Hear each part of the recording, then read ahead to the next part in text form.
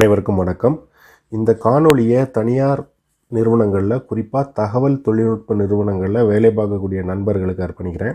இந்த வீடியோவில் எதை பற்றி பார்க்க போகிறோம் அப்படின்னாக்கா, பொதுவாக 8 வருடத்துக்கு அல்லது 10 வருடம் மேலே அனுபவம் உள்ளவங்களுக்கு பொதுவாக இந்த 2000ஆவது ஆண்டு ஏற்பட்ட .com பபுள் ப்ராப்ளம், அதுக்கப்புறம் இந்த 2008ஆம் ஆண்டு ஏற்பட்ட ஃபினான்ஷியல் கிரைசிஸ், அந்த ரிசெஷன், அப்புறம் இப்போது இந்த கோவிட் சுச்சுவேஷன் 2020 வரும்போது அதிக அனுபவம் உள்ளவங்களை தான் முதல்ல கம்பெனிலேருந்து நீக்குவாங்க.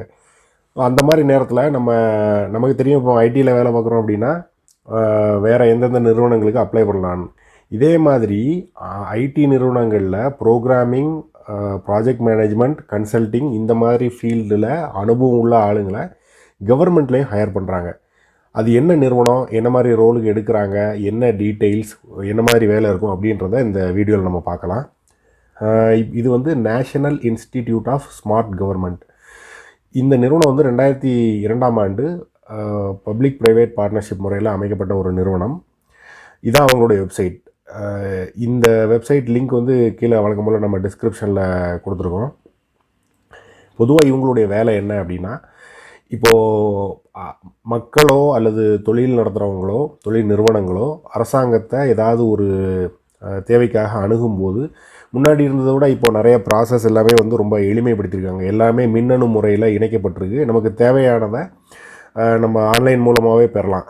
அல்லது வரி கட்டுறதா இருந்தாலும், இல்லை கவர்மெண்ட்டேருந்து ஏதாவது ஐடி கார்டு வேணும் அப்படின்றதா இருந்தாலும், இந்த மாதிரியான நிறைய சர்வீசஸ், அதாவது கவர்மெண்ட் மக்களை அணுகிறது அல்லது மக்கள் கவர்மெண்ட் அணுகிறது, பிஸ்னஸ் பண்ணுறவங்க கவர்மெண்ட் அணுகிறது அல்லது கவர்மெண்ட் அவங்கள அணுகிறது, இந்த மாதிரியான தேவைகளுக்கு இப்போ நிறைய சர்வீஸ் கவர்மெண்ட் ப்ரொவைட் பண்ணுறாங்க. பொதுவாக எந்த மாதிரி டிபார்ட்மெண்ட் அப்படின்னு நம்ம பார்த்தோன்னாக்கா, இப்போ ஆதார் நம்ம எல்லாருக்குமே தெரியும், GST network, BSNL, election commission of India, post office, postal department, இந்த மாதிரி கவர்மெண்ட்டில் நிறைய துறைகள் இருக்குது. இந்த மாதிரி துறைகளில் அவங்க ஏற்கனவே இருக்கக்கூடிய ப்ராசஸை நவீன தொழில்நுட்பத்தை பயன்படுத்தி மக்கள்கிட்ட கொண்டு சேர்க்கும்போது அதுக்காக நிறைய ப்ராஜெக்ட்ஸ்லாம் பண்ணுவாங்க. அதில் இந்த டெக்னாலஜி அனுபவம் உள்ள, கன்சல்டிங் அனுபவம் உள்ள, அல்லது அந்த ப்ராஜெக்டை நடைமுறைப்படுத்தும் போது ப்ராஜெக்ட் மேனேஜ்மெண்ட்டில் அனுபவம் உள்ள ஆளுங்களை அவங்க ஹையர் பண்ணுவாங்க.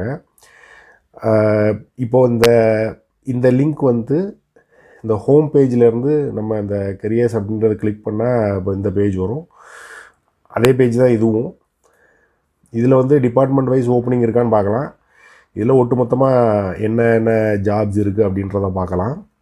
ப்ரொசீஜர் வழக்கமான ப்ரொசீஜர் தான். எப்படி ஒரு சாதாரண வெப்சைட்டில் போயிட்டு நம்ம ஸ்கில் செட்டுக்கு பொருந்தக்கூடிய ஜாப் ஓப்பனிங்ஸை எடுத்து அதுக்கு நம்ம ரெஸ்யூம் அப்ளை பண்ணுறோம் இல்லையா, அதே ப்ரொசீஜர் தான்.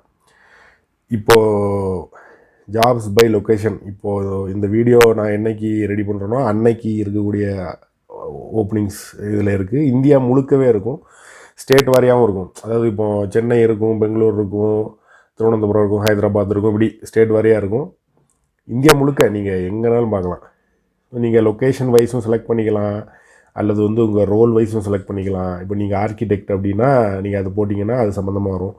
இதில் ரொம்ப சீனியர் பொசிஷன்லாம் கூட நான் முன்னாடி செக் பண்ணும்போதெல்லாம் பார்த்துருக்கேன். எப்படின்னா அந்த சிஎக்ஸோஸ் இருக்காங்கல்ல, இப்போ இதில் பாருங்கள், சிடிஓ, இந்த மாதிரி டாப் பொசிஷனில். இது ஐடி மட்டுமா கேட்டிங்கன்னா ஐடி மட்டும் கிடையாது. இப்போ இதில் பாருங்கள், manager health and safety environment, finance manager, legal manager, அது மாதிரி ஆரம்பித்து எல்லா விதமான ஓப்பனிங்கும். மெயினாக இது என்னென்னா, எக்ஸ்பீரியன்ஸ் உள்ள ஆளுங்க எங்கே அப்ளை பண்ணலான்னு பார்க்கும்போது இந்த வெப்சைட்டை நம்ம ஞாபகம் வச்சுக்கணும். இப்போ நான் இது ஒரு எக்ஸாம்பிளுக்கு இதை கிளிக் பண்ணிட்டேன். ப்ராஜெக்ட் டைரக்டர், 15 to 20 வருஷம் எக்ஸ்பீரியன்ஸ். வழக்கமாக கொடுக்குற மாதிரி ஜாப் டிஸ்கிரிப்ஷன், உங்கள் என்ன மாதிரியான ரிசோர்ஸ் எதிர்பார்க்குறாங்க, அவங்களுக்கு என்னென்ன ஸ்கில் இருக்கணும், என்ன படிச்சிருக்கணும், என்ன மாதிரியான ப்ராஜெக்டில் இதுக்கு முன்னாடி வேலை பார்த்துருக்கணும், இந்த எல்லா டீட்டெயில்ஸும் கொடுத்துருப்பாங்க. இதை பார்த்துட்டு நம்ம அப்ளை பண்ணணும்.